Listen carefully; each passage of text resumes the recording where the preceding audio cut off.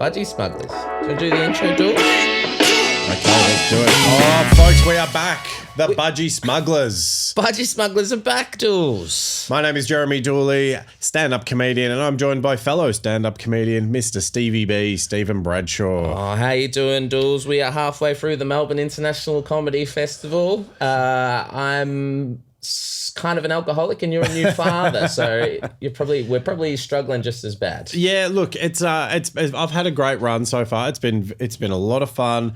The show's been going well. I had one day, I think it was Friday, the most recent Friday, I decided to not have as much coffee as I'd had for the previous few days. And I got on stage to do my show, and I had this moment on stage where it was like an out-of-body experience because I knew how tired I was and my mind was just like, come on.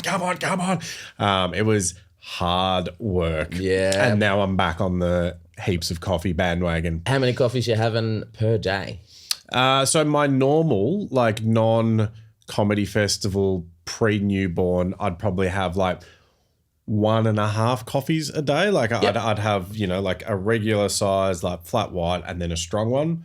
But now I'm up to 3 to 4 a day. Yeah. Strong ones. Yeah. Yep. You need it. I drink like a litre in the morning, literally a litre of black coffee. Oy. And I put it on. I even did it this morning. Litre of coffee, laptop out, and I just get to work, whether that's writing or this time of year, planning all the shows, all that kind of stuff. But Panic attacks. yeah, that kind of thing. Exactly. So, and what else? How's your show going? The show's been going very, very well. I've been really lucky. I've had some big crowds. Most of the crowds have been full. I've had one show where it was a little bit light on, but most of the shows have been absolutely chockers. Got a couple of really good reviews.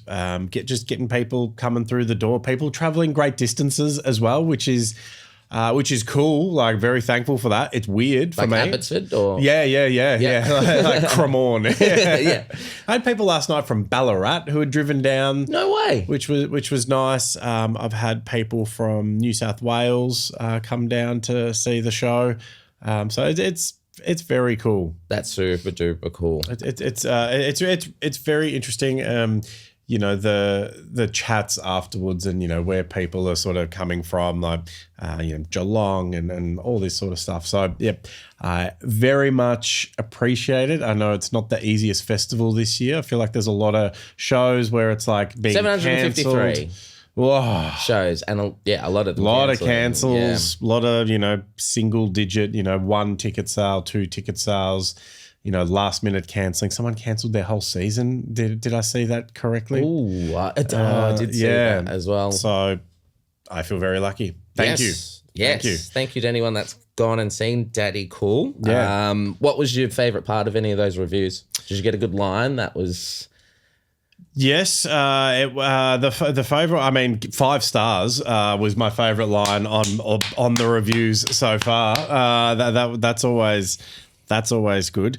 I got a review from an online reviewer and very complimentary, and he's like, Jeremy Dooley already has like that joke that comedians aspire to have like a signature bit, and this year he just did all brand new stuff and it was amazing. So that was very cool to hear. That's cool. Because he's like, oh, you're not relying on just that bit you had on the 12 days of Christmas. Yeah. This is great. So I don't think I heard a single bird reference. There are no bird references. That is insane. I know. Because you were flying last year. Oh, hello. Yeah. Got the flaps out. It was great. I really should have called my show because I named the show. Last year's show was called No Time for Games, and I put that title together before I had finished my set list. Yep. And I probably should have called it Bird Noises. Yeah, that could have worked. There was a lot of bird humor. There was a lot of... It was weird amount of bird-related jokes. Seen a lot of comedy shows in my lifetime. None of them featured birds as heavily as yours. Yeah. There you go. Love it. Yeah. Amazing. How's your week going? How's Goffs? You're running heaps of shows. Yes, busy. I always underestimate how busy it is at the comedy festival. Started off Tuesday nights, and then just going to see shows, trying to support friends and check out what they're doing. Yep. So it's pretty much the last 7 days. Saw some friend shows Monday, did the Exit on Tuesday, and watched a couple of shows while I was in there. And then, it's been Goffs from Wednesday through to Saturday. I don't know how many shows we ran, 15, something like that, across the 4 days. 10 for 10's going great. You were there on Friday, so that was a really good, hot show. Friday was a great day. Opened for Gavin Semple all week, friend of the pod, which is really good. The crowd on Friday, full crowd, and they were absolutely up for it and awesome. So that was probably my favourite set of the fest. Saturday was great. 2 Minutes to Kill. Which you should come and do one time, Jules. Just for shits, just so you can see how chaotic it is. We had one on Saturday. This is how chaotic it is. We booked 15 comedians, which is a lot. That's a lot. It's a lot. 15 doing 2 minutes each, and I think about 8 rocked up. So we were about 7 comedians short, and so, as is our want to do, we just scrambled and somehow made it all together, gave some of the comedians a little extra time, but then to fill time, I had to jump up, as did Tom and Ned as well, to fill out the full hour-long show. And it wasn't expected. It was just, shit, I've got to get up on stage, and I wasn't planning to, which is always fun. And that was a really fun set. We had a lovely front row, 2 lovely ladies. I don't know if this has ever happened to you before, but in the front row, one of the audience members was blind, Dools. Like hammered or couldn't see? Could not see. Wow. Sticking glasses and having, by the way, 2 of my favourite audience members of the entire run. They just loved everyone. And, some of those comedians, hard to love, Dools. And they were really into it, really up for it. And I thought someone would broach the subject of the blind lady, just mention it. And because I was winging it and had no plan, it eventually came up. And it was great. They were laughing the whole time. She had her friend there, and so I was just fooling around with them. I had to ask her friend to just describe how handsome I am to the lady. A seeing eye friend. A seeing eye friend. So, yes, a bit of a risky move to a set that's going well, to acknowledge that there's a blind person in the front, and then they got behind it and everyone else got behind it. So have you ever had that before where you're like, I don't think I should do this crowd work because it could go pear-shaped, and then it's just worked so well? Yeah. There was a guy, I was on the road, I was in Perth, and there was a guy, and I was on a lineup show at the Comedy Lounge there, and the MC got on there and was trying to be a bit of an edgelord. Yep. And he goes through the people in the audience. Like I think he was just mining for clips, which annoys me a little bit because it's like, mate, just you're the MC. As the MC, yes. Yeah. Try and set up the show to be good. And he gets on there. He's like, oh, you've got a shit haircut, blah, blah, blah, like picking on people. And there was a bald dude there. And he's like, when did you go bald? Hey, look at you. And he's like, when I started chemo. And 150 people in the room all went, ooh. Oh, yeah, okay, yep. MC on stage had nothing. And I was up first, so I'm dying. All the comedians behind the curtain, we were killing ourselves laughing. And then I had that moment oh, shit, I'm up. So I had to get up and address it. Yeah, and I'm just like, oh, mate, he looked fit. Yeah. And then we got behind it. And I think I got a few other people to sign up for chemo as well during the gig. I also had one where I was just starting out and the act before me went a bit rogue and, said some things to the audience, some pretty intense things to one particular audience member. And then when they were walking off stage, husband of said audience member did not appreciate it and went up and went to throw hands at this guy. Yeah. And I was up next and I was the the act before the headliner as Yep. well. So, and everyone had bombed at this point. And it was like, I think Marty Fields was headlining. So like a genuine act. Tom Seager was the MC, and he looked at me and he's like, all right, I've got this. He did not got this. Nah, he got on stage, did 5 minutes while everyone was watching this like scene unfold, and he was just looking at me just like, I'm so sorry, Dools. And then calls me up, and I just had to get on there. I'm like, this is awkward, isn't it? It's like seeing your parents at a swingers party and cut the tension. It went really well, but I think sometimes you just got to acknowledge what's happening, because everyone's thinking it, everyone's feeling it. And it's like the longer it goes without being acknowledged, like the bigger the elephant in the room that it is. Yeah. And so it's just like a tension breaker. Yeah. No, that's a great one. Love that. Any other MICF stories? Well, what shows have you seen? What's been your standouts? Are you going to check out some shows? Like I don't think I've seen any shows yet. So yesterday was my big day for going to see. I was just like set the day aside to go and watch as many shows as I could.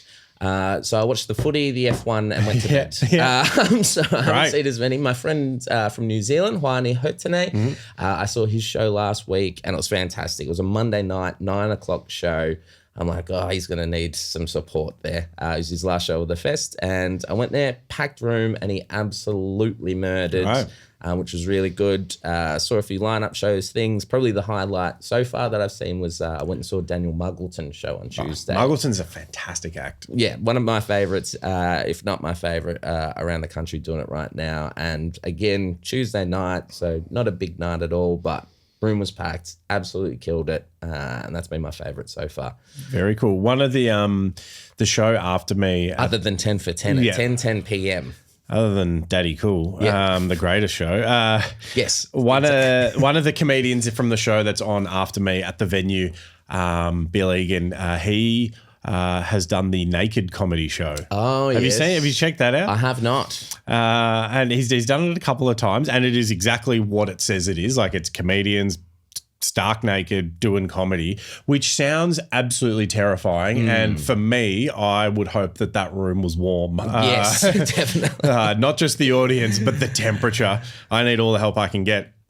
But he had done it, and this, like, this has got real estate in my brain. So he went and did the show, and like, it wasn't a huge audience. It's quite a big room capacity wise. I think it's like an 80-seater.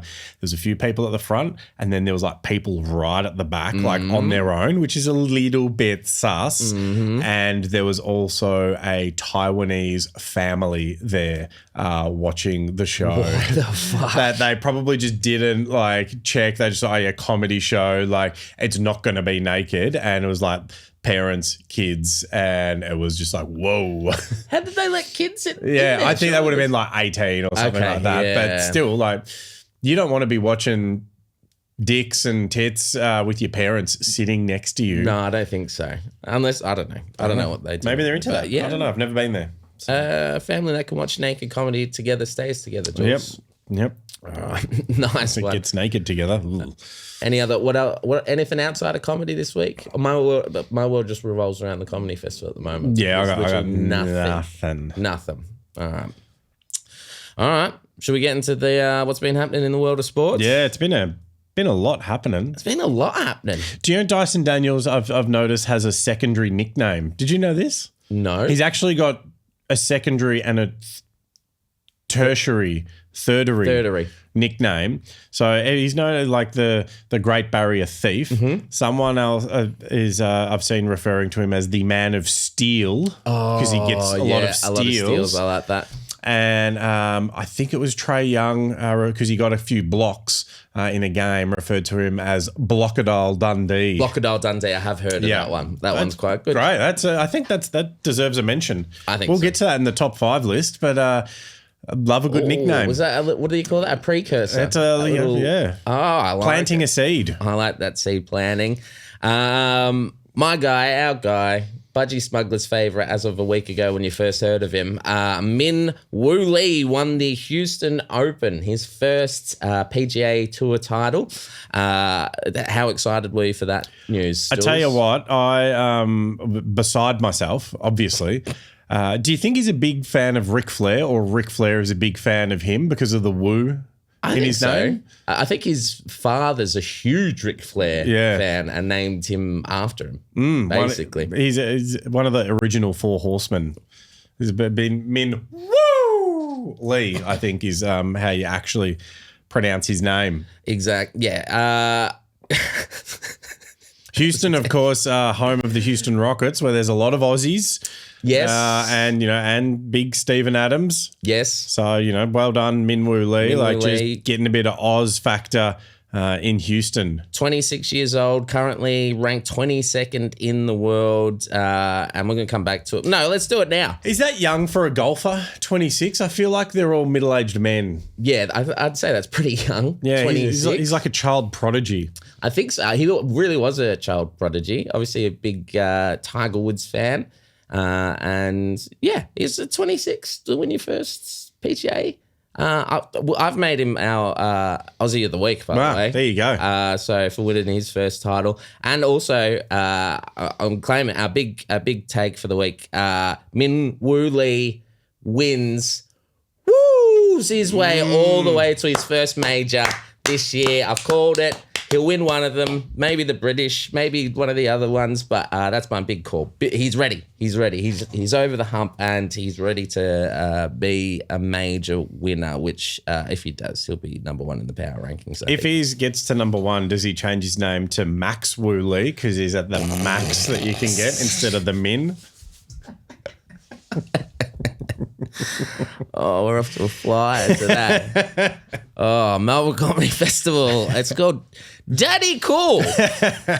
Check it out. Max Woo Lee actually is one of my favorite calls in the history of the pod. Speaking about podcast history, this is our 7th episode, Dools, which I believe you told me a very good stat about podcasts. The majority of podcasts don't make it past 7 episodes. If you get on a podcast past 7 episodes, you're in like the highest percentile of podcast achievers ever. And I mean, obviously, the Smugglers, you're on board. You know it. So what's happening. Officially one of the most successful podcasts in the history of podcasting. So well done to us, and well done to all you smugglers watching or listening or whatever you're doing. Speaking of smugglers, I forgot comments. Yes. I didn't get many written in, but I seem to have people coming to shows and like verbalizing. Love this. I made a note of this. Bear with me for a second here. While you're bringing that up, yes, please comment, like, post, do all those kind of things. You're probably wondering, a lot of you, we do daily clips, and you're like, where's my daily Budgy Smuggler clip? Well, it was last week I left the hard drive in the studio and it cost us a couple of days worth of clips, and also it's Comedy Festival. I don't have time to clip them up, sorry. Okay, this is from Cal Steele. Cal Steele. That's a strong name. It's a very good name. I'm not sure if it's his real name, but I wonder if like his Cal Steele is, calls himself the man of, if that's his middle name. Maybe. Cal the man of Steele. If he was an MMA fighter, that's sick. Yeah. That would be a sick nickname. Cal, drop us a comment and let us know what your middle name is. And your other password. Rusty Aussies Steel. Or Stainless. Oh. Could be a good one. Kind of like Timeless Tony Storm, but Stainless Max Steel. Yeah. Max Stainless Steel. All right. So Cal said, I don't normally watch podcasts and I never listen to podcasts, but you guys are so dumb that it makes me want to listen every week. Oh, thank you, Cal. We appreciate you. Rusty. And I had another one from Jake.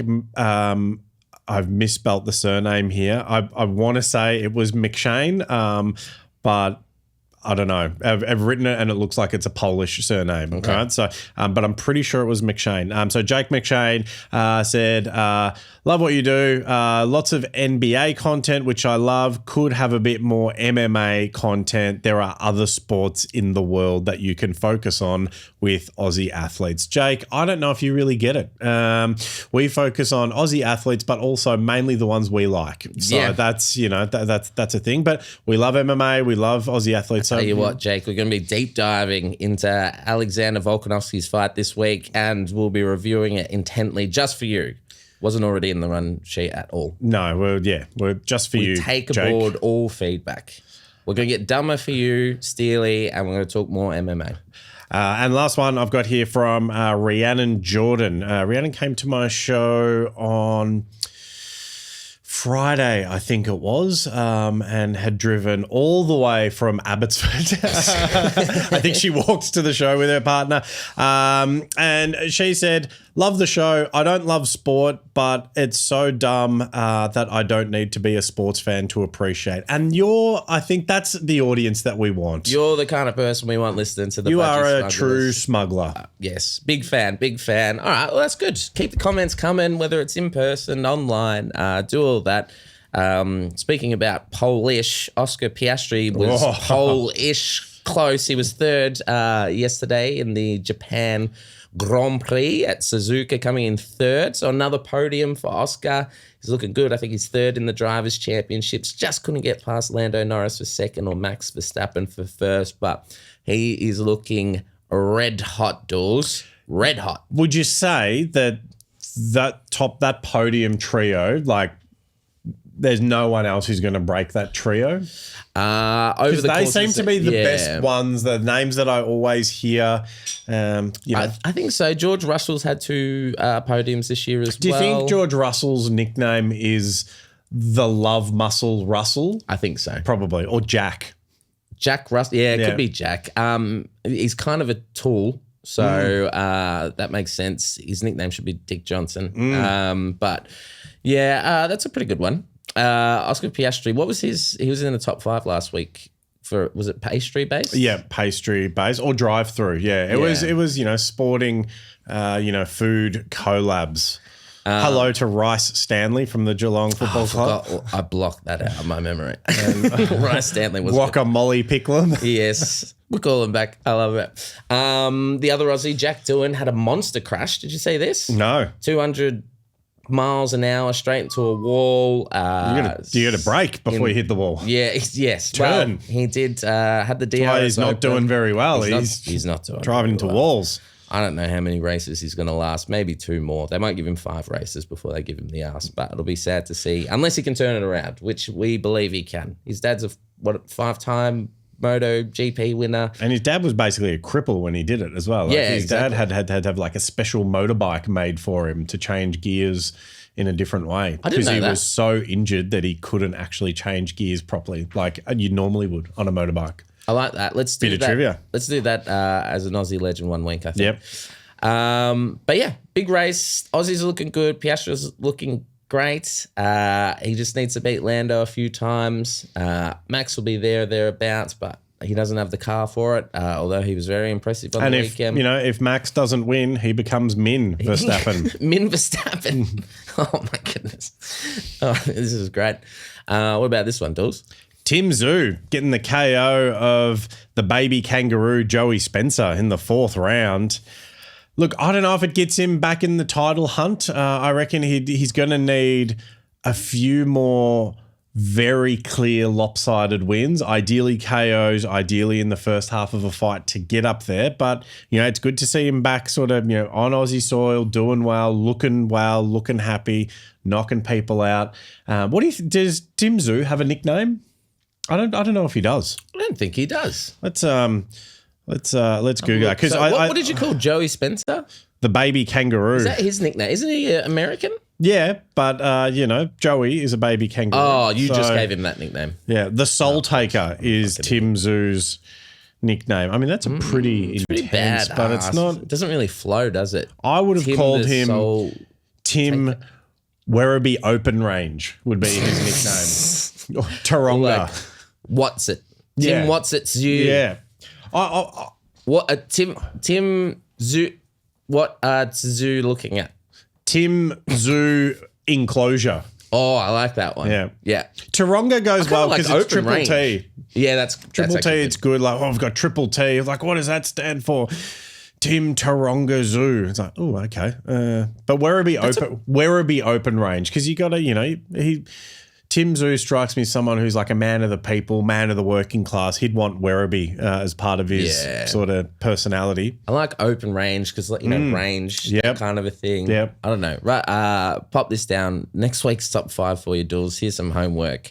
You've already done food. This can just be any Aussie athlete sponsorships. Great. So I think number 1 would be Tim Werribee open range. He can be an honourable mention in honour of him. I like that one. Hey, did you see this? Lachlan Kennedy, who won silver. We talked about him because it was huge news. He won the silver at the 60 metres at last weekend's World Indoor Championships, which is a real thing. Held off a fast-finishing Gout to claim thrilling victory in the men's 200-metre final at the Maury Plant Meets on Saturday night. It's a World Athletics Continental Tour Gold event. Dools. Is it Lachlan Kennedy in? Gout, out? Whoa. Lachlan Kennedy is yeah, fuck that up. he's got a big chance to, be up there with Gout to, be the leading Aussie athlete at the what happened to Peter Bowl? Is he related to Bowl? Maybe. Who's Peter Bowl? Is it Peter Bowl? Am I getting his name wrong? Peter Bowl, the middle distance runner. Salad could be his nickname, Salad Bowl. But he was like, everyone was a big fan of Peter Bowl. Everyone loved the Peter Bowl story. And now you don't hear anyone talking about him. It's all Gout. And now it's all Lachlan Kennedy. Lachlan Kennedy came from the grassy knoll there. No one knew where he was coming from. And then bang, he pipped Gout there. Well done. Of course, at the Maury Plant meet. Maury Plant, of course, bit of trivia for you. Love this. Second cousin. Boom. Get your second cousin. Maybe third. I don't know. There is a relation there.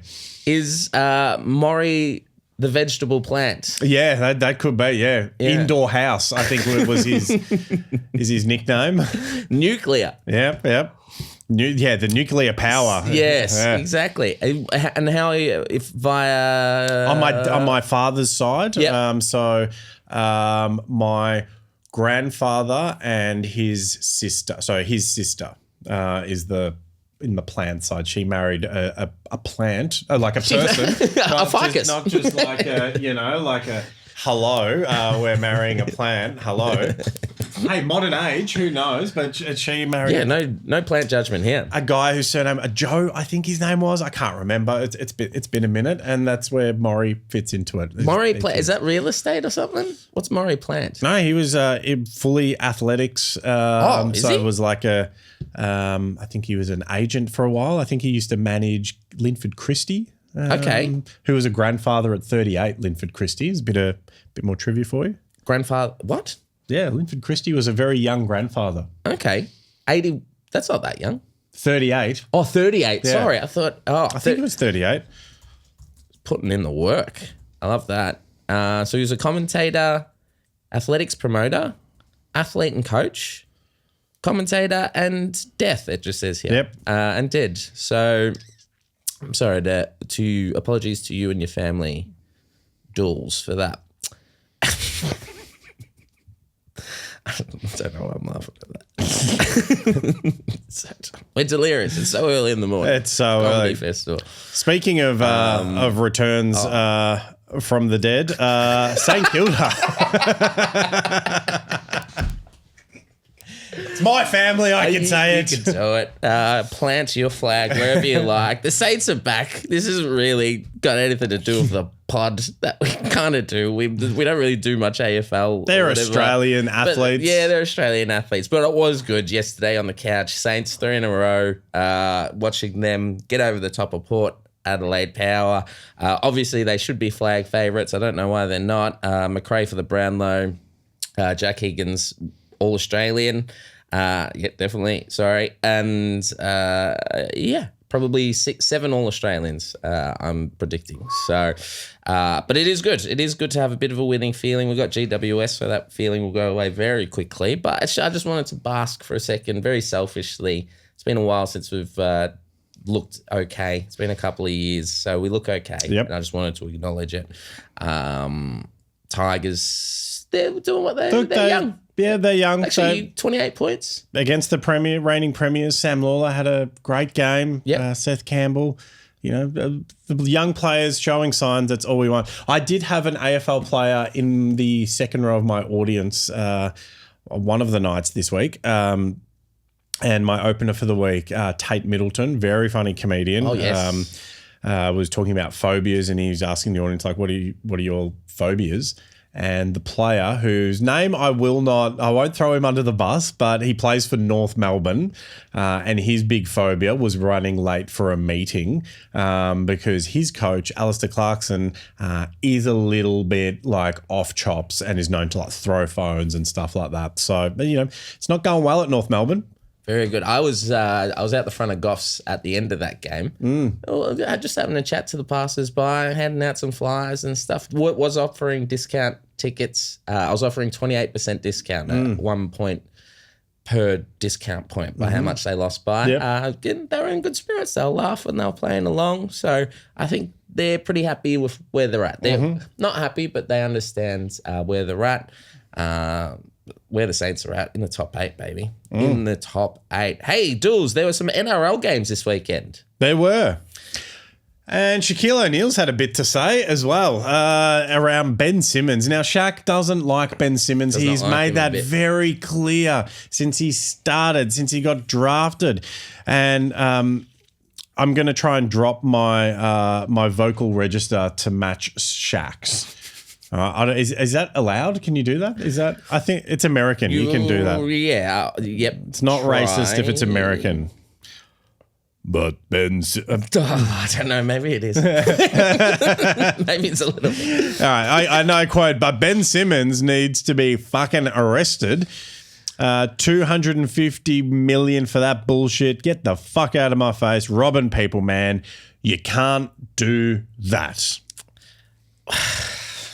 Now, I say Shaquille O'Neal, man who has lots of self-anointed nicknames as well.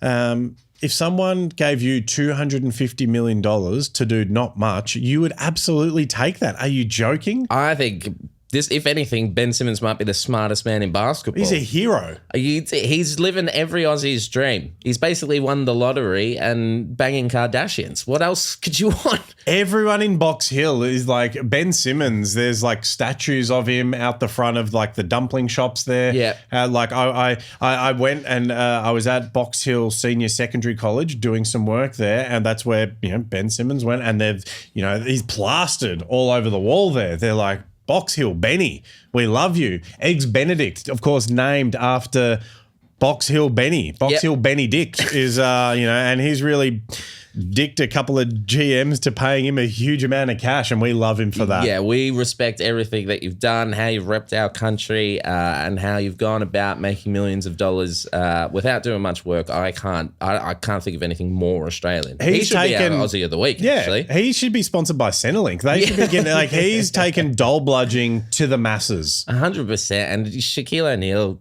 get over it. Get over it. Get a free throw, Shaq. Yeah, that's right.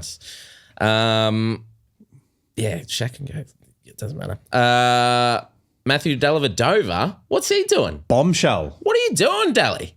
It feels wrong. It does. It feels yuck. Yeah. It feels really yuck. He's not Sydney. No. Right? He's signed with the Sydney Kings, but he's not a Sydney person. No, I don't think. When you think of, he's way more Melbourne. Like, he's more like Andrew Gaze than he is Shane Hill, for example. Absolutely. I think if you go on this, you want to be a bit flat. You want to be basically a huge wanker, and I think he's too down to earth for. Like Shane Hill's nickname was the Hammer because he was a tool. Yeah, exactly. So I don't know what Dali's maybe it's money, maybe it's I don't know, whatever. But I don't like this move at all. Daly needs to start the next season, bleach blonde hair, gets not even a tribal tattoo, like a barbed wire tattoo around there, and then it'd be like, okay, cool, like he's embracing who he is in Sydney. Yeah, Southern Cross on the chest. Teardrop, that sort of thing, and have like the eyebrow and like Delhi written up there with like a diamond on each side of it. But Delhi, what are you doing? It feels wrong. I don't know. If you saw Delhi at Bondi Beach, you'd be like, oh, what's my cousin doing here? Yeah, get in the aquatic centre, Delhi. You're not a beach guy. No. Slip, slop, slap, Delhi. I'm disappointed in you, It's Matthew. like when Hakeem Olajuwon ended his career at the Toronto Raptors. It's like, when Patrick Ewing left the Knicks and went to Seattle and Orlando. It's like, ugh. It's gross. The Sean Kemp at Orlando always made me feel what is going on here. Yeah. Dougie Hawkins ended his career at Fitzroy. What's going on there? Seeing Nicky Winmar in a Western Bulldogs jersey broke my little young heart, my little 10-year-old heart. I hated that. Not okay. It's not okay. It's not too late. He can still come back. Maybe he'll see this and change his mind, surely. Surely. Delhi, come on, mate. Maryborough, they're disowning you for all this sort of stuff. Yeah, no, not good enough. Now, one person I want to talk about who's not an Australian anymore. I tell you what, Matthew Dellavoda is a Prime Minister level of how much we love him compared to this next piece of shit. Matthew Richardson, not the good one who played for Richmond, the icon, Ricky, not that one, not the GOAT, but Matthew Richardson, the cyclist. Ugh. Is that even a sport? Claimed his first national gold medal after switching allegiances, Australia to Great Britain after the Olympics. Matthew Richardson, you are a disgrace. You can have him, England. We don't need those trading poms anyway. We don't need gold medals. Go back to where you came from and took our country up, you piece of...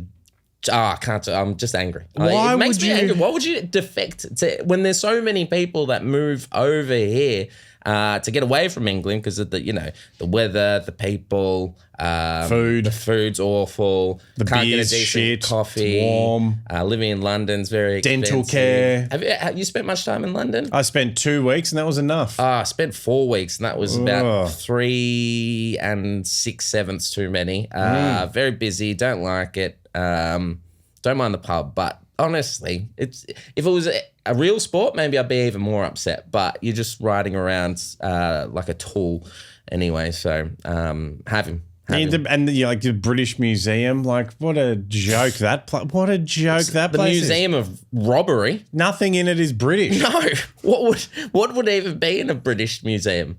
Shit food. Shit food. It'll be like a couple of sausages and some mashed potato. That tastes like shit. No.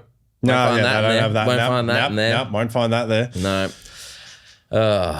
Tell you what, Aussie MMA icon coach from MMA FFT, Renato Subotic, very good coach, very good cornerman. He's the man. Was detained during a trip to the US. If only they knew what they were doing there and how risky business that is, detaining someone of that skill level for no good reason at all. Again, anti-Australia bias in America. I don't like it one little bit. I think he's still coaching at MMA FFT. I don't know. It could be. Used to formerly known as UFC Sydney or UFC Rockdale. Very hello to Kyle Chapman, BJJ as well, the jiu-jitsu coach there. Very good gym, very good fight team. They're doing some elite stuff there. I'm not going to we'll never get into politics, but you can't be putting up, I'm sure he's a huge Budgy Smuggler fan as well, Huge. Renato. And to be locking him up for no good reason, I don't know what's going on over there, Dools. I'm not even going to talk about it. I'll see if I can get a statement from him. Yeah, let's do that. We'll want an official statement. Yeah. But I tell you who made a statement. They're back, baby. The Tillies are back. They are back. Beating South Korea 1-0. They're back in the winner's circle, getting ready for the Asia Cup qualifiers or something. I don't know. But they won. They needed to win. Second string team as well. Yes, second string team. I felt good that they're back. I think they're playing tonight as well. I think they had a horrible We Believe Cup. And you don't want to be losing in made-up tournaments. No. It's the worst tournaments to lose in, yeah. But I'm glad to see our girls are back. Our girls are back. They are back, and I think they just need a coach who's going to actually be there. They've had an interim coach for such a long time now. Get a legit coach. Who should take over coaching the Tillies? Oh, Marty Sheargold? Dennis Pagan. Pagan's paddock. for the Tillies. Yeah, Marty Shegold would certainly like inspire a lot of anger on field. They would lead the whatever tournament they're in red cards. Yep. Get Dennis Pagan in there. I'd like it. What sort of old school footballer, coach, player do you think would be a good women's soccer coach? Probably Danielle Laidley. Yeah. Lades. Speaking of Lades, the best, in my opinion, nickname in sport was Laidley, the junkyard dog. Yeah, that's a good Summed up the playing style, just like a ravenous, great nickname. Yeah. All-time nickname. Loved the way they went about it. And who else do you think would be a good one?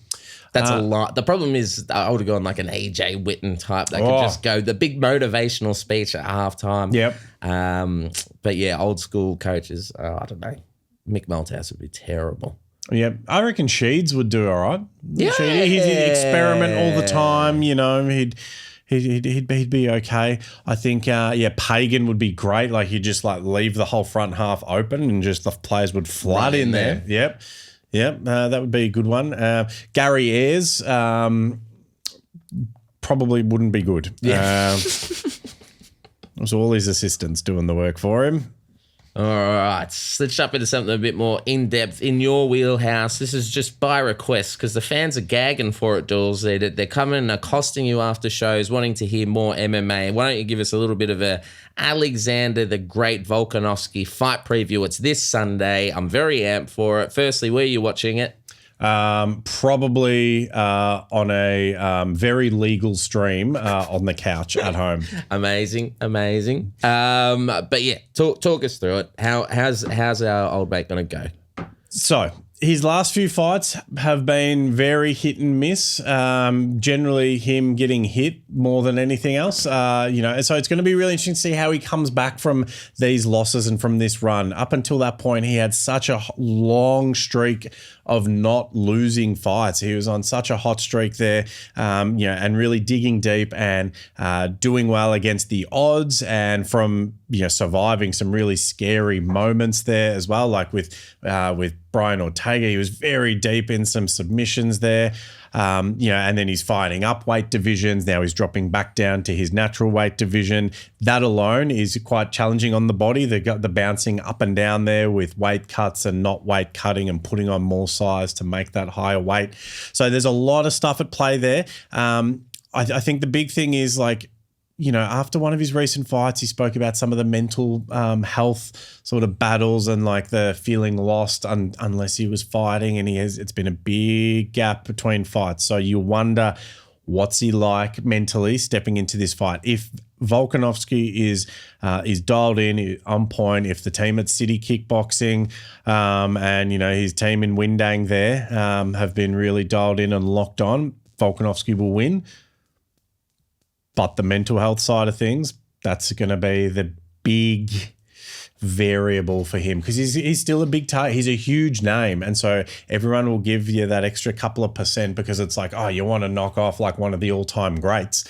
So, it'd be really interesting to see his approach to it. And also dealing with coming back from a knockout is that can change a fighter. That can really change a fighter because then you're not invincible. You can't just wear every single punch. So it'd be interesting to see if he adapts his style a little bit. He was a little bit flat-footed in that fight against Topuria. So how has he adapted? Has he evolved, or has he just really dialed down on what he does well? Interesting. Do you think who are you predicting first? What are you predicting? You're asking some very good questions. Yep. I think it'll be a late third round stoppage to Volk. Yes, I like that. So there's two options here. This is either Volk's comeback fight, couple of bad losses, that kind of thing, and he's back. How old's Volk now? Getting into his late 30s. Or this is his moment when he fought Jose Aldo and pretty much wrecked him, and this could be Diego Lama's breakout performance. So It's either going to go one or two ways. I'm backing him in to win on third round knockout. Yeah, I think Stoppage. it'll be a TKO third round, probably ground and pound. Is what I'm thinking there. He was and just also sorry. Diego Lopez has like an emo haircut. Don't like it. I used to have an emo haircut. There's a reason why I don't anymore. It's because it's a shit haircut. When you had your emo haircut? Was that when you were in America MMA fighting? It was actually, yeah. I rocked up there with an emo haircut, left with long hair. Yep, there you go. So there's a bit of feedback. We're backing you in, Volk. We're gonna put money on that. We haven't done a multi this week, so we're going in round 3 stoppage. Volkanovski. We're backing him in all the way in to the hilt. Yep. All right, love that. Everyone's favourite part of the week. Oh my good, it's my favorite part of the week. It's the random Josh Giddey stat of the week. Oh my goodness, this is good. There's so many that just flood my IG, my TikTok, all that kind of thing. But this has to be the best one. Again, the genesis of this is just random stats that people pull out their ass to make things seem bigger than they are. But this one. There are 2 players in the history of the Chicago Bulls with 5 triple-doubles, 5+ triple-doubles in a season. And those 2 are obviously Josh Giddey and Michael Jordan. So I think that basically means He's Michael Jordan. Yeah. Josh Giddey is Michael Jordan reincarnated. Yep. As a 6'8" white guy. Obviously. So he has been, oh my goodness. Imagine how good Michael Jordan would have been if he was a 6'8" white guy and developed at the Melbourne Tigers in their academy. He could have been unstoppable. Learning Jordan from fella. Andrew Gaze, just would have been. Imagine if Michael Jordan had that hair. Oh, baby. Beautiful hair. He'd still be playing, I reckon. Beautiful hair. But Josh Giddey's still on a tear. He got another triple-double last night, so I think that's gone up since that stat was released. Yeah. Absolutely en fuego. He's firing up. All right, now let's go to the list. Yes. Yeah. All right. So, inspired by Dyson Daniels, the top 5 Aussie Sport nicknames. So I got a couple of honourable mentions. One, Bruce Dool, one of the great all-time nicknames, the Flying Doormat. Yes. Very good nickname. Ian Jones. Do you know much about Ian Jones? I do not. His nickname was Wow. Ian Wow Jones. What sports did Ian Jones play? He also played football, also for Carlton, I believe, in the 80s. That's a great nickname. Ian Wow Jones, famously because he had a W tattooed on each butt cheek. Oh, okay. That checks out. Matthew Arnott. Matthew Arnott was drafted out of the Oakley Chargers to the Richmond Football Club, and he had a couple of different nicknames. Of course, with the surname Arnott, it was Biscuits. Yep, that makes sense. That checks out. And then it was also Soggy. Soggy was one of his nicknames. All right. Do your own research. Don't Google image search that though. I would not do that. Don't do that. Don't do that. Or do it on someone else's computer. Yeah. All right. Glenn Lazarus, all right, rugby league legend. I think became a politician as well. His nickname. Do you know his nickname? I do not. Something about coming back from the dead, surely. No, he was a big man, Glenn Lazarus. He was right up the front there. The Brick with Eyes. Such a long nickname. The Brick with Eyes. Such a long nickname. All right, we've got. It doesn't really roll off the tongue. No, does it? Coming down these sort of the big prop. It's the Brick with Eyes, Glenn Lazarus. Yep, doesn't. Not at all. I think it says a lot about sort of the intelligence of the rugby community, where they're like, yeah, this is sick. Brick with Eyes. Yeah, look, it's. Anyway, they've copped it twice this podcast. We love rugby. Go Storm. John Eales. Oh, yes. Former Wallabies El Capitan. John Eric the Eels. Yeah, Eric the Eel Musambani. What a swimmer. We love him. No, his nickname was Nobody. John Nobody Eels. Because they said that whole classic saying that nobody's perfect. And he was perfect. Oh. See what they did there? Yeah. That's clever. Again, It's a stretch. There's not much flow there, but it is a bloody great nickname. Yep. When they could have gone electric or something like that. Slippery. Jeff Fennick, the boxer. Yes. His nickname, a classic boxing nickname, the Marrickville Mauler. Yeah, that is a ripper of a nickname. Iconic. Daniel Rich, former AFL player. Daniel Rich, do you know what his What number was? are we up to? 1, 2, 3, 4. Number 4. We're up to number 4. The first few were like Wow Jones, Bruce Dool, and Soggy Arnott were honourable mentions. So this is number 4/number 2. This is number 2 because the next one is number 1. Okay, got it. Yeah, Daniel Rich. Daniel Rich.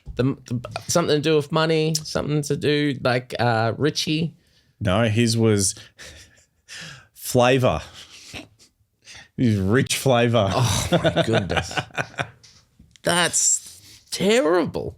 I've never heard that on one broadcast. Yeah, he's flavour with the ball. Flavour. Yeah. Wait, were these best nicknames or worst Just nicknames? nicknames. Just nicknames. Just nicknames in general. All right, flavour. That's a shocker. Now, I know you love your golf. I do love my golf. I put a golf one in here. Do you remember the golfer Aaron Baddeley? Do I ever? Does he still play golf? Not really. No. Do you know what his nickname? Bads. No. Dresses. Oh, Aaron dresses badly. That's very good. I actually kind of dig that one. Oh, I love it. They're the top 5 Aussie athlete nicknames. Woo. Bloody hell. Please drop in comments. Surely there's better ones than that. What were they again, just quickly? The brick with eyes. Yep, the brick with eyes. So, for Glenn Lazarus, the brick with eyes. John Eales was nobody. Jeff Fennick, the Marrickville Mauler. Classic. Daniel Rich, flavour. And Aaron dresses badly. Yikes. Because there was a Knights hooker as well who had just missed out, Matt Hilda, and his nickname was Waltzing. That's a great nickname. That's a good perfect Aussie nickname. Waltzing Matilda. I forgot to pop this in, but old mate of ours, John Hopoate, was in the news again. Did you see this? No, I didn't. Do you want to guess why he was in the news? Yellow Pages sponsorship because he can let his fingers do the walking. Hey, daddy cool. 2 weeks left at the Melbourne International Comedy Festival. One more guess. For any actual reason why he might be in the news. Broke his finger. It was a sprain. No, he's obviously he's back in court. Wish I had the quote down, but a reporter asked John, "What brings you here today?" And he replied, "Oh, I'm going to your mum's house," which I thought was great. I love it. He's always got his finger on the pulse. And but John Hopoate, he's our Aussie legend. We're going to do a proper John Hopoate breakdown because that is some of the weirdest, strangest, greatest Aussie sporting stuff ever. His career, but it doesn't do my Pacifica people great. No. So I don't know. Maybe we won't. Maybe we'll stay away from that. In case you're wondering, Google that before you Google soggy biscuits. Yeah. I would. You ready for the power rankings, Dool? Let's get into it. We kind of had a faux one last week. It was all Josh Giddey plus Molly Picklum. Guacamole Picklum. But I think you're actually gonna like this top 10. Yeah, okay. All right. I hope not, but I think you are. So, coming in at number 10 from the Greater Western Sydney Giants, Jesse Hogan booted 9 goals. It doesn't happen too often. No. It's a career high, so I thought that deserved a mention in the power rankings. What's the most goals you've ever kicked in a game, Dools? 4 goals, 3. 4-3? From the wing. From the wing? Yep. Fuck, that's all right, actually. Yeah. Best on ground that day. Yeah, I bet you were. Who were you playing for? How long ago was this? I was playing for, I can't remember who I was playing for. I was playing against Pascoe Vale in the EDFL. Was I playing for East Keilor then? I don't know. Can't remember. The last game of football I played was in the VFL reserves for Coburg. and we were playing North Ballarat back in the day, and they were aligned with North Melbourne at the time. And it was in Ballarat, and I had Kieran Harper. I was lined up on the half forward, and Kieran Harper, who was, I think at that point had played well over 50, possibly over 100 games of AFL football. He was my direct opponent, and I took a mark on the lead about 30 metres out from goal, and everyone was like, you got to take the shot. You're in range, like you're dead in front. This is great. Thought this is perfect here, lining up, kicking a goal against an AFL-listed player. Bloody oath. If you've ever been to Ballarat, it is windy as all hell there. I played in the Ballarat Football League. So we're playing at Mars Stadium. Like, it's an AFL standard ground, but still the breeze just comes through there. I'm lining up there 30 metres out. I go back on my run up, kick the ball, timed it perfectly off the boot. I'm like, this is going through post high here. And thankfully I didn't start celebrating because the wind took hold of it and it landed like 1 meter behind the man on the mark. And then got shown in the edits every single week after that. Hey, remember when Dools had that shot at goal and it went 5 meters? That's rough. Remind me sometime, we can do it on the pod, to tell you about the time in school footy where we played against Darley, and it involved a bus, eggs, police, and a bunch of stuff. Oof. It was Feathers. a rough one. And I had a concussion the entire time. So it was a good story. So Jesse Hogan in 10th. In number 9, Doors. Now this technically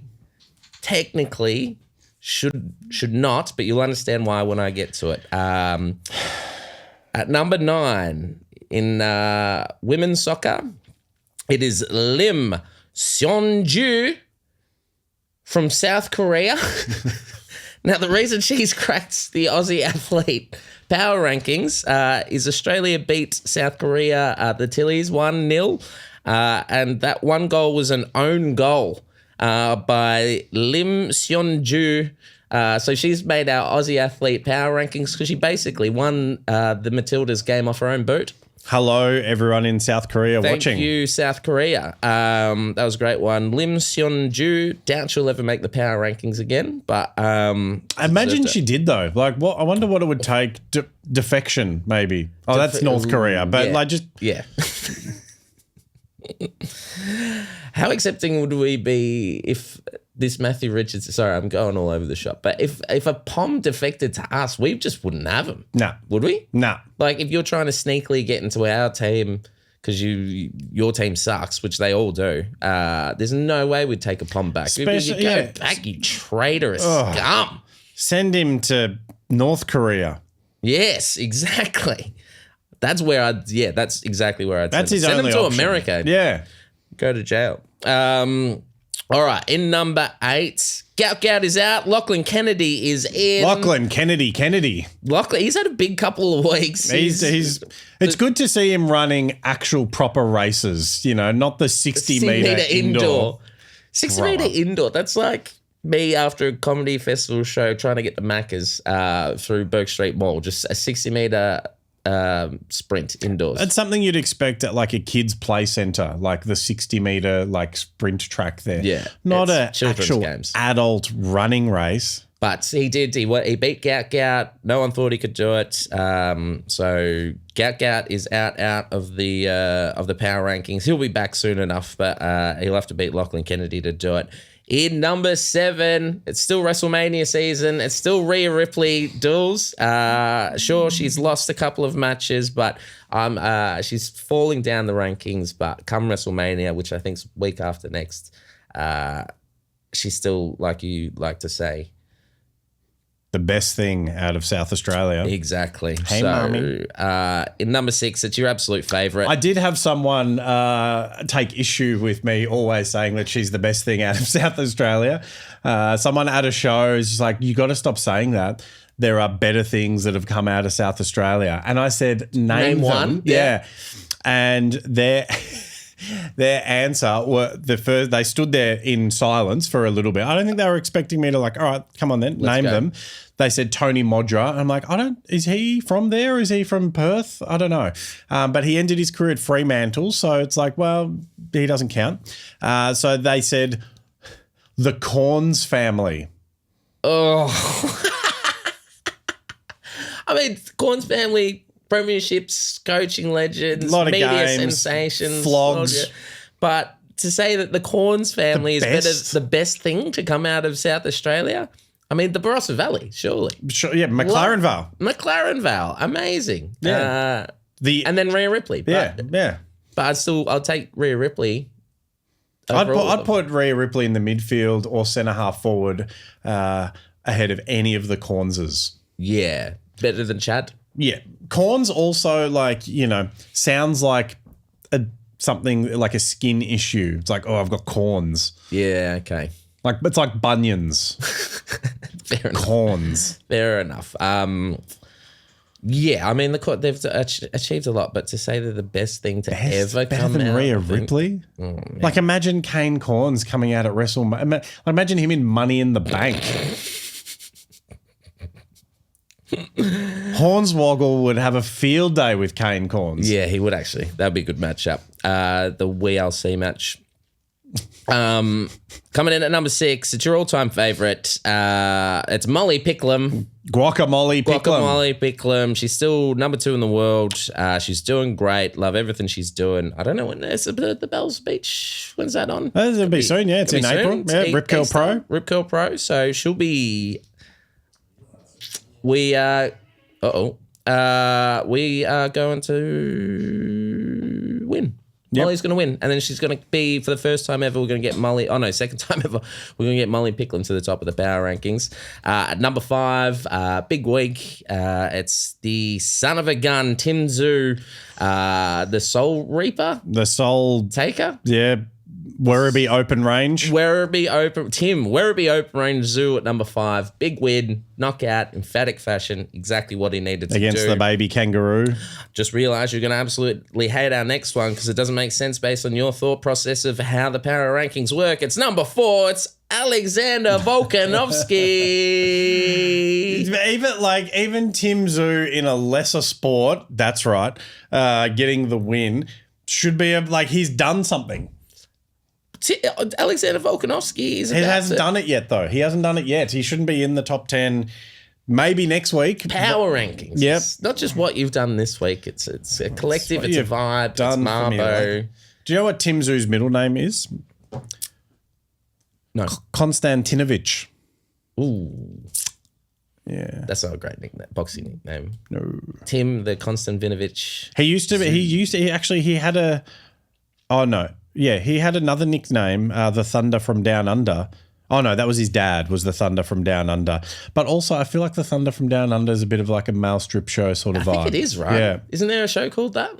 I don't know. I don't know. It said should. Trademark it. Thunder from Down Under, also what happens after I eat too much Mexican food. Hey. With too much guacamole. Oh, yeah. Tim Costasou, though, there was a defector that I absolutely loved and adored. Yeah, he was great. That's what we need, another top 5 of top defectors. 5 defectors. Australian defectors. Hector Lombard was another favourite. Jim Steins might top that list. Yeah, all right, that's a good one. But his dad, I remember that fight he had with a broken hand. And he was like, broke a wrist, broke a leg, still got a fight. I still remember that quote, and that's the second time we shouldn't have done an accent this episode. And you did the accent. Yeah, I went through it. In number 3, a bit stiff to be as low as number 3, it is your absolute favourite who you've known for days now. It's Min. No, you know what? It's Max Woo Lee. Min Woo Lee wins his first. Look, he's getting right up there. He's getting to the number 1 spot. His name right now should probably be Mid Woo Lee. Mid Woo Lee. You've got a lot of mileage out of that one. On you, Bruce. Yeah, well. All right, in number The number second place, he's on fire. He's on top of the world. He's everywhere across the news. Came third. It is Oscar Piastri in the F1. He's absolutely on fire. And in number one, it's our guy. It's basically based on recent stats. He's number one. He's the exact same as Michael Jordan. It's Josh Giddey from the Chicago Bulls. Is number one on our player rankings, Dools. So Aussie. How is Dyson Daniels not in the top 10? He is tearing it up. Oh, he was. I moved him for Lim Soon Ju job because I thought that was funnier. Oh, Dyson Daniels is tearing it up. He's got 3 nicknames. He's from Bendigo. He's tearing Dyson Daniels. I'm so sorry, mate. We need to get him. We need to get him in the top 10 list. He's top 5, surely. Who would you kick out? I don't know who was the top 5. Top 5: Josh Giddey, Oscar Piastri, Max Woolley, Alexander Volkanovski, and Tim Tszyu. Volk. Surely. All right. Well, if he loses this week, Dyson can have his place. Speaking of next week, I got some more homework for you, Dools. We are going to do our Aussie NBA awards for the season because it's the end of the season. We're going to be doing our first team, Rookie of the Year, Defensive Player of the Year, MVP, all that kind of stuff. We're going to be... Are there enough or just general players or just Aussies? Just Aussies. Okay, sweet. Okay, cool. So it's going to be pretty easy homework. I'll tell you that right now. What about, I think, Aussie nicknames, Aussie athlete NBA nicknames as well? We have to... Real ones or made up ones? Either or. Okay. You want to do that as well? Like Jock, Land Down Under, you know. Or like Aussie-themed Aussie player nicknames. Yeah. All right. Down. Jock, Great Southern Landale. Oh, that's a good one. You've kind of already done the segment. I've been thinking about it a bit. I was thinking like, everyone calls him the Strap, but they should call him Great Southern Landale. Yeah, that's pretty good. The Landale Down Under. I like it. I come from the Landale Down Under. Oh, I think that's it. You got anything else you want to chat through, Dools? What do you got on this week? Where are you? Where can we find you? You can find me on Tuesday at Lido Comedy for the Comedy Festival. And then you can see me Wednesday through Saturday for 2 Minutes to Kill. For 10 for 10 at 10 p.m. It's the first time I've been up before 10 a.m. In a week, so I'm a bit off my game. And yeah, there'll be 2 minutes. I'll be at Goffs from Wednesday to Sunday. What about yourself, Daddy Cool? Goffs on Swan Street. Yes, I think this week is a bit more of a chilled out week. Last week I was doing a lot of spots. This week, just Daddy Cool. It's going to be a belter. I think I just had a look at ticket sales. If you are interested in coming, the best bet for you would be Thursday or Sunday. There are tickets available. So check that out. Also, the 90s Never Ends show kicks off on Friday and Saturday night. Oh, myself and Jared Goundry. What time's that? At 10:15. I will be unlucky for you, Stevie B. That is a fun show. Go check it out. It is fun. It's chaos. There's obviously Tammy the Tamagotchi cannot be involved this time, so it's a very loose show. It's very loose. It's going to be looser. It's going to be more chaotic. It's fun. It's very audience driven though. Is that the most ironic thing that's ever happened? A Tamagotchi giving birth to a real baby? Yeah, I know, right? Yeah. Hey, sorry, we'll wrap up. Was it daylight savings last night? I think because I was just looking at the clock. I'm like, fuck. The day before. Yeah, the day before. It flicked over on Sunday in the middle of the night. That was last night? Yeah. Okay. No, like the night before last night. Oh, was it? Yeah. Oh. So yesterday was daylight savings time changed. You found it out here live. The moment I realised it was daylight savings. What a way to end a pod. We probably could have had that conversation off air, I think. I could cut it out, but I'm not gonna. No, keep it in there. Whatever. But come see Daddy Cool. Come leave us a comment about the Budgy Smugglers on any social media. Hell, if you're at a show, come and tell us in person. Just make sure I spell your name correctly so I can give you a shout out. Do that. One of the most successful podcasts in the history of podcasting, the Budgy Smugglers. Thank you all. See you next week.